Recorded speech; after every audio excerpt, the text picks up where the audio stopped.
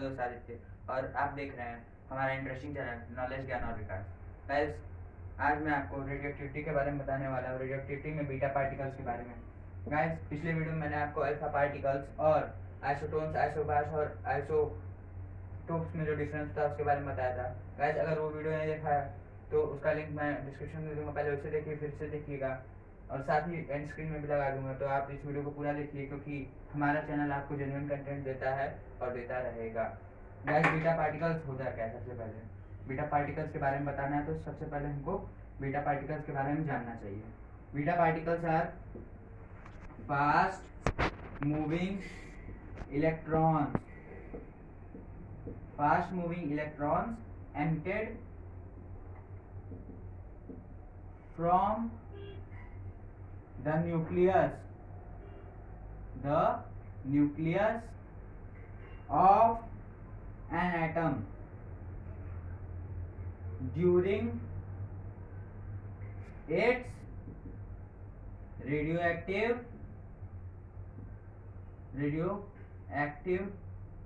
decay। यार, पिछले वीडियो में मैंने रेडियोएक्टिव डीके को एकदम एक्सपेंडेड वे में एक्सप्लेन किया था, आप उस वीडियो को जरूर से देखिएगा, वो बहुत ही इंटरेस्टिंग वीडियो है। तो गाइस, इसमें अभी मैं डीप में नहीं जाऊंगा। बीटा पार्टिकल्स माने guys fast moving electrons emitted from the nucleus. कहाँ से गाइस? न्यूक्लियस से एमिट होते हैं, एटम के न्यूक्लियस से होते हैं रेडियोएक्टिव डीके के समय में। ठीक है गाइस, अब मैं आपको इसका स्ट्रक्चर बताऊंगा और कुछ प्रॉपर्टीज बताऊंगा, properties of beta particles. Guys, I hope कि आपको ये क्लियर हो गया होगा। नहीं क्लियर है तो आप मुझको कमेंट सेक्शन में बता सकते हैं, मैं आपको वहां पे क्लियर कर दूंगा आपका डाउट। गाइस, अब बात करते हैं प्रॉपर्टीज पे। प्रॉपर्टीज, सबसे पहली प्रॉपर्टी बीटा पार्टिकल की, गाइस उसका स्ट्रक्चर। सबसे पहली प्रॉपर्टी में हम लोग उसका स्ट्रक्चर बताएंगे। गाइस, सपोज करिए कि ये एक यूरेनियम का न्यूक्लियस है। ठीक है, यूरेनियम न्यूक्लियस है और मान लीजिए उसके सराउंडिंग शेल्स हैं। गाइस, यूरेनियम 235 में उसका एटॉमिक मास 235 AMU रहता है, एटॉमिक मास यूनिट, और नंबर ऑफ प्रोटॉन्स 92 रहते हैं, 92 प्रोटॉन्स और 143 न्यूट्रॉन्स। गाइस, पिछले वीडियो में मैंने आपको रेडियोएक्टिव सब्सटेंस के बारे में बताया था, अभी बता देता हूँ कि रेडियोएक्टिव सब्सटेंस वो सब्सटेंस होते हैं जिनके न्यूक्लियस में नंबर ऑफ प्रोटॉन्स और नंबर ऑफ न्यूट्रॉन्स के बीच में लार्ज डिफरेंस हो। बेसिकली नंबर ऑफ न्यूट्रॉन्स ज़्यादा हो। जैसे इस यूरेनियम 235 में 143 न्यूट्रॉन्स और 92 प्रोटॉन्स हैं। तो गाइस, ये रेडियोएक्टिव एलिमेंट है और ये रेडियोएक्टिव डीके करेगा। गाइस, जब ये रेडियोएक्टिव डीके करता है तो ये जब बीटा डीके होता है, जब बीटा रेज का फॉर्मेशन होता है तो ये इसमें का एक न्यूट्रॉन में गाइस एटॉमिक चार्ज कितना होता है? 0 होता है और एटॉमिक मास आपका 1 होता है। ठीक है गाइस, उसके बाद मतलब न्यूक्लियर चार्ज जो भी आप कह सकते हैं। उसके बाद गाइस ये डीके करेगा किसमें? प्रोटॉन्स में डीके करता है हमेशा। न्यूक्लियस प्रोटॉन्स में ही डीके करेगा, प्रोटॉन में डीके करेगा। मास 1 होता है, चार्ज +1 होता है गाइस। तो गाइस, अगर आपको law of conservation of mass और चार्ज पता होगा तो लेफ्ट हैंड साइड और राइट हैंड साइड में चार्ज सेम होना चाहिए। तो यहाँ पे एक इलेक्ट्रॉन एमिट होगा। इलेक्ट्रॉन का मास 0 AMU होता है अप्रोक्सीमेटली और चार्ज -1, +1 -1 न्यूट्रल हो गया, इसके बराबर हो गया, और 1 = 1 + 0 ये भी बराबर हो गया। तो गाइस, ये जो एक्स्ट्रा इलेक्ट्रॉन निकलता है इस प्रोसेस में, process of conversion of neutron into proton, ये होता है beta particle. Beta particle guys, ये हमेशा ये प्रोसेस हमेशा कहाँ होगी? न्यूक्लियस में होगी। ये इंपॉर्टेंट है गाइस क्योंकि अभी मैं अगले प्रॉपर्टी में इन दोनों के बीच, दो चीजों के बीच में डिस्टिंग्विश बताऊंगा। ये बीटा पार्टिकल होता है और गाइस इसकी स्पीड बहुत ज्यादा होती है, तो ये न्यूक्लियस में जैसे ही फॉर्म होता है ये तुरंत बाहर निकल जाता है, पूरे एटम से आराम से बाहर निकल जाता है। और बाहर निकल के गाइस ये सेवरल बीटा पार्टिकल कंस्टिट्यूट करके एक रे बनाते हैं गाइस, रे बनाएंगे जिसे हम लोग बीटा रेज कहते हैं, बीटा रेज। गाइस ये था स्ट्रक्चर, आई होप कि आपको समझ में आ गया होगा। बीटा पार्टिकल का स्ट्रक्चर क्या होता है, एक इलेक्ट्रॉन जितना ही बीटा पार्टिकल का स्ट्रक्चर होता है गाइस, और वो कहाँ बनता है, न्यूक्लियस में बनता है। कब बनता है, न्यूट्रॉन के कन्वर्जन ऑफ प्रोटॉन के समय बनता है गाइस, ये था स्ट्रक्चर। अब दूसरा point, mass of beta particle. Gas beta का सिंबल ऐसे होता है, आप यहाँ पे भी देख सकते हैं, बीटा का सिंबल ऐसे होता है, बी बना के हमको थोड़ा सा ये चीज नीचे ले आना होता है। गैस ये बीटा का सिंबल होता है, mass of beta particle. Beta particle का मास कितना होता है गाइस, यहाँ मैंने आपको बताया कि बीटा पार्टिकल क्या है, एक इलेक्ट्रॉन है, ठीक। तो बीटा पार्टिकल का मास कितना होगा, इलेक्ट्रॉन के मास जितना होगा। गाइस इलेक्ट्रॉन का मास कितना होता है, 9.1 into 10 to the power minus 31 kg, या 1, और फ्रैक्शनल वे में guys 1/1840 mass of hydrogen atom. Guys इतना ही होता है। अब गैस हम लोग बात करें charge on beta particle. Gas charge की बात करें तो ये हम लोग का बीटा पार्टिकल है, चार्ज -1 है। तो गैस एक इलेक्ट्रॉन का चार्ज कितना होता है, हमेशा 1.6 into 10 to the power -19 coulomb. और गाइस ये नेगेटिव, इलेक्ट्रॉन नेगेटिवली चार्ज होता है, इसलिए -1.6 into 10 to the power -19 coulomb हो गया। गाइस इसका मतलब चार्ज ऑन बीटा पार्टिकल कितना है, -1.6 into 10 to the power -19 coulomb. अब फ्रेंड्स एक और इम्पोर्टेंट चीज, स्पेसिफिक चार्ज। गाइस आप में से कई लोगों के लिए एक नया टर्म होगा, स्पेसिफिक चार्ज। मैं आपको बताता हूँ, specific charge of any atom और ion is the ratio of its charge, कि उस आयन पे चार्ज कितना है, चार्ज को हम लोग Q से डिनोट करते हैं, ratio of its charge Q to its mass M। ये स्पेसिफिक चार्ज होता है। स्पेसिफिक चार्ज का इसका कितना रहेगा, बीटा पार्टिकल का चार्ज कितना है, -1.6। तो इसमें हम लोग बस न्यूमेरिकल वैल्यू लेते हैं, ये निकाल देंगे इतना, तो ये हो जाएगा 1.6 into 10 to the power -19 coulomb by mass, that is 9.1 into 10 to the power -31 kg। Guys साइन इंपॉर्टेंट होता है, इसको कभी मत छोड़ा करिए। अब इस 10 टू द पावर -31 को हम लोग ऊपर ले जाएंगे, तो आपका एक्सप्रेशन हो जाएगा 1.6 upon 9.1 into 10 to the power 12 coulomb पर kg।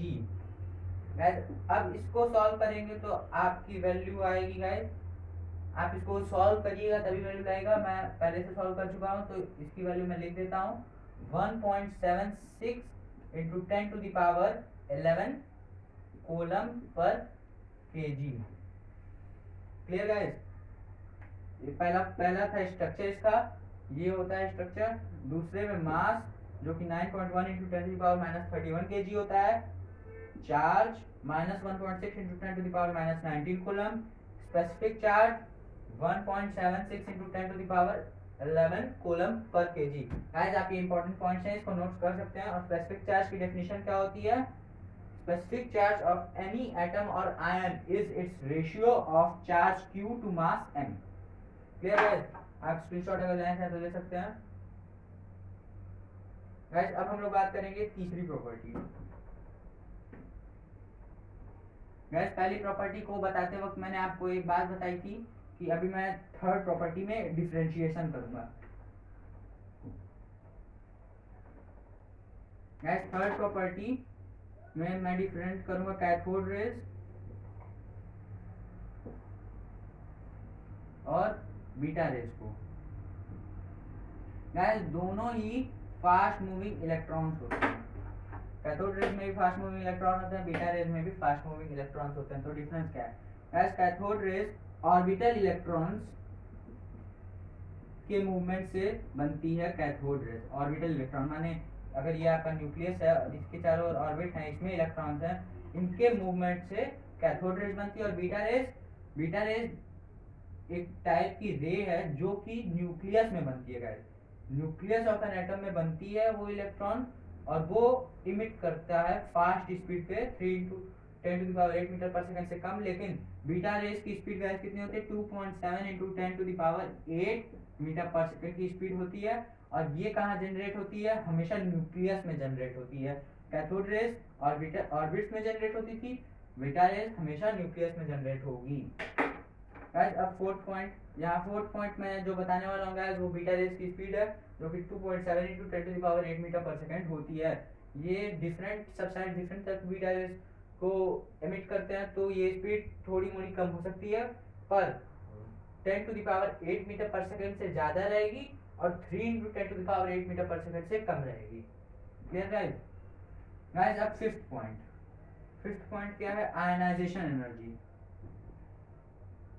गाइस आयनाइजेशन एनर्जी माने कि energy carried by a wave so that it creates ion. मान लीजिए यहाँ से बीटा रेज जा रही है तो वो कितनी एनर्जी कैरी करता है जिससे कि आसपास के जो एटम है वो आयन में कन्वर्ट हो जाए। Guys ionisation energy beta particle की मीडियम होती है guys, 100 times that of gamma particle. Clear है, गामा पार्टिकल या गामा रे की तुलना में ये 100 टाइम्स ज्यादा होता है और अल्फा पार्टिकल की तुलना में ये 100 टाइम्स कम होता है। क्लियर गाइस, अब 6 पॉइंट आई होप कि आपको क्लियर होगा गाइस। अगर इसमें कंफ्यूजन है, ये कंफ्यूजिंग टॉपिक ही है, अगर आपको कंफ्यूजन है तो कमेंट सेक्शन में जरूर से बताइए, मैं आपको क्लियर कर दूंगा आपका डाउट्स। और गाइस 6 पॉइंट इसी से रिलेटेड है, इसका पेनिट्रेटिंग पावर। गाइस अगर ये अपनी एनर्जी बगल में या आसपास के एटम्स को दे देगा तो इसकी स्पीड कम हो जाएगी, स्पीड कम होगी तो मोमेंटम कम होगा, मोमेंटम कम होगा तो ये ज्यादा दूर तक ट्रैवल नहीं कर पाएगा। तो गाइस इसका बीटा की स्पीड भी मीडियम होती है क्योंकि इसका आयनाइजेशन एनर्जी मीडियम होता है, तो बीटा पार्टिकल की स्पीड मीडियम होती है और ये कुछ दूरी तक पेनिट्रेट कर सकता है पर ज्यादा देर तक नहीं। Guys beta particle 1/100 times penetrating power होती है गामा पार्टिकल की तुलना में, और अल्फा पार्टिकल की तुलना में 100 टाइम्स होती है। बीटा पार्टिकल की पेनिट्रेटिंग पावर अल्फा पार्टिकल के तुलना में 100 टाइम्स होती है। गाइस अब सेवंथ पॉइंट क्या होता है, डिफ्लेक्शन। गाइस मैंने अभी आपको बताया बीटा पार्टिकल क्या है, फास्ट मूविंग इलेक्ट्रॉन्स। इसका मतलब वो नेगेटिवली चार्ज होते हैं और नेगेटिवली चार्ज होने के कारण वो इलेक्ट्रिक फील्ड और मैग्नेटिक फील्ड दोनों में डिफ्लेक्ट होते हैं। मान लीजिए ये दो आपके कॉपर रॉड्स हैं और इसमें इलेक्ट्रिसिटी आपने फ्लो कराई है सेल के द्वारा। गाइस यहाँ से बीटा पार्टिकल जा रही है, ठीक, ये आपका नेगेटिव है, ये आपका पॉजिटिव है। Guys beta particle negatively charge है तो वो पॉजिटिव टर्मिनल की तरफ घूम जाएंगी और डिफ्लेक्ट हो जाएंगी पॉजिटिव टर्मिनल के थ्रू। सेवंथ पॉइंट क्या है, beta particles are negatively charged and hence they are deflected towards electrical and magnetic field। guys eighth point guys simple है, उसमें कुछ ज्यादा नहीं है। they affect photographic plate as beta particle affect photographic plate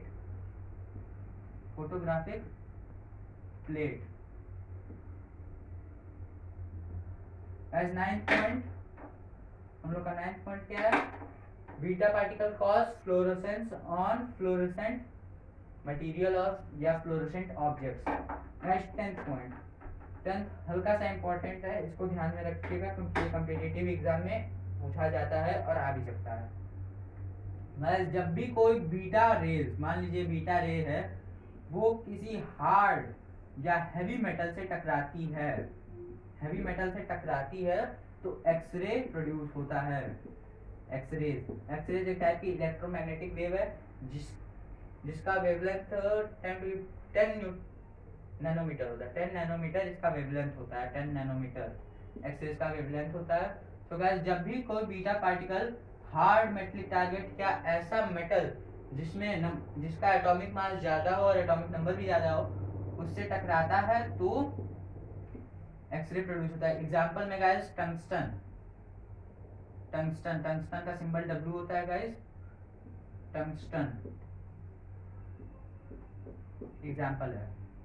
guys ये 10th point था। अब 11th और लास्ट पॉइंट, 11th और लास्ट पॉइंट गाइस क्या है मैं आपको बता रहा हूँ।